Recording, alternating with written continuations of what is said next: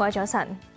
啱啱獲 NVIDIA 輝達投資50億美元嘅英特爾，據報正同蘋果公司洽商，以求取得對方嘅投資。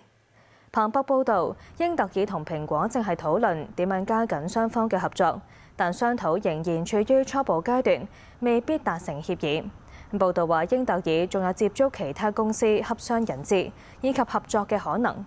蘋果曾經係英特爾嘅長期客戶，但過去5年已經轉用自家研發晶片，並交由台積電負責生產。